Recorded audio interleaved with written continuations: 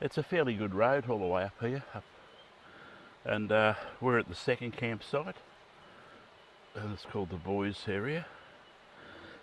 And the only thing you've got to worry about is that there are timberjinkers coming along the road, B-doubles, and they seem to start up at about 4 o'clock in the morning, 3:30, 4 o'clock in the morning, and a wee bit of the trucks going backwards and forth, which is a little bit annoying if you're quiet. And the campsite is not very far from the road, so the dust is a real problem. When it's dry like this, the dust is a real problem. But as campsites go, I think you'll agree. I'll run the camera around and you'll agree it is a really nice spot.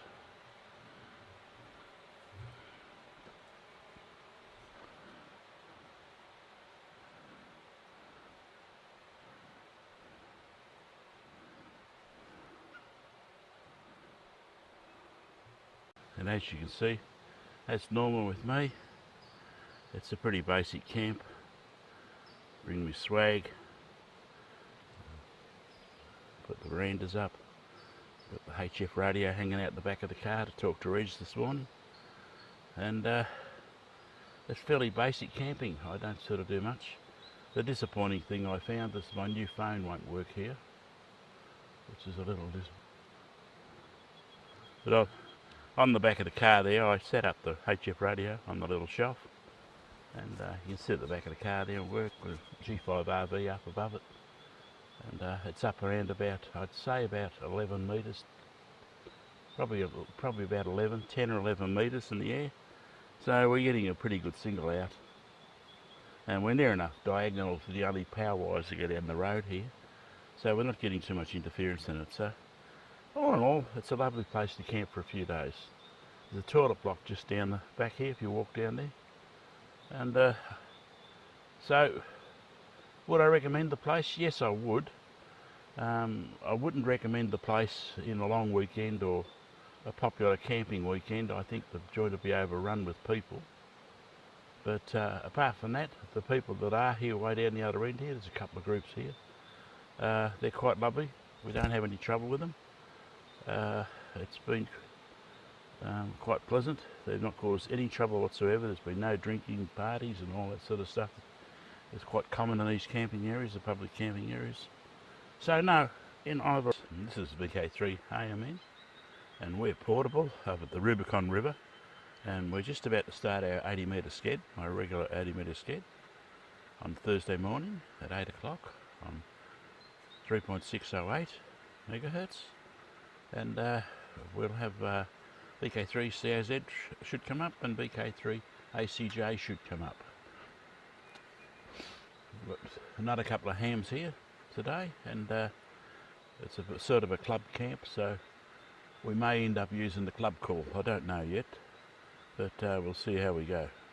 But I'll run a bit of footage off, and you'll be able to see the contact running a G5 RV around about 9-10 metres, maybe 11 metres off the ground, probably about 11 metres off the ground in the trees up here. And it's a homemade G5 RV. I'm afraid I'm the old school and I like to make my own gear. I don't like to use commercial gear. But radios nowadays, you can't fix them, can you? You can't see the damn things. So there you go. We're set up at the back of the Hilux, ready to go on air.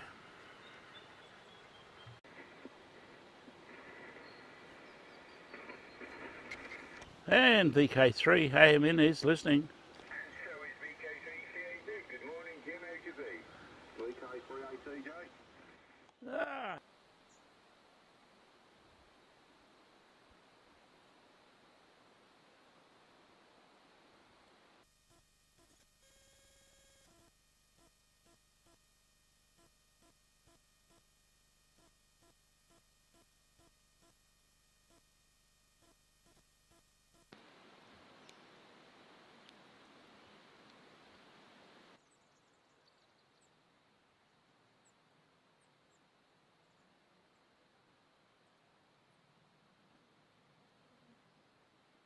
I'm over on the Rubicon River, and someone has to do it, you know, go out and test these campsites and see if they're worthwhile coming to.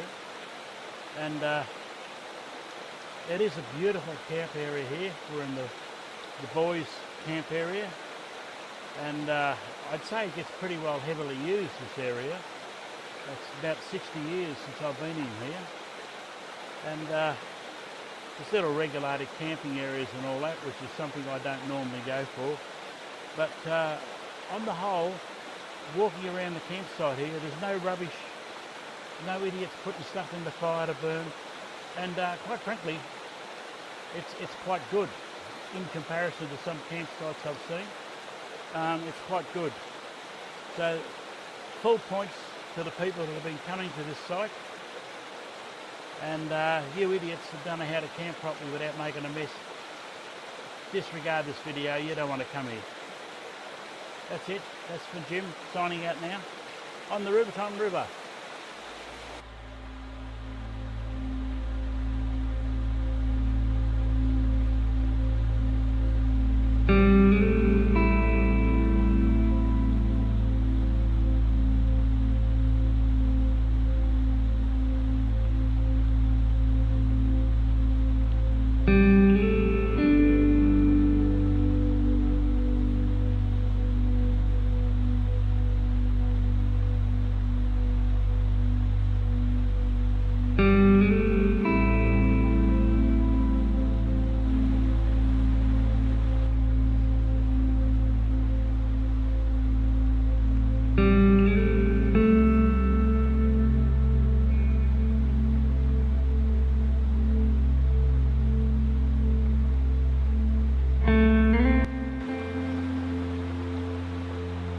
Yep, what a hard way to spend a few days just sitting on the Rubicon River at the boys' camp. What a hard way to spend a few days. Quite warm for this time of year. It's averaging around 16, 17 degrees each night, which is quite surprising. And the water's quite warm too when you get into it. It's not that really cold water you normally have up in the mountains up there. But it has been a very dry summer, very warm summer too. But beautiful place, well worth coming up here, well worth spending a few days.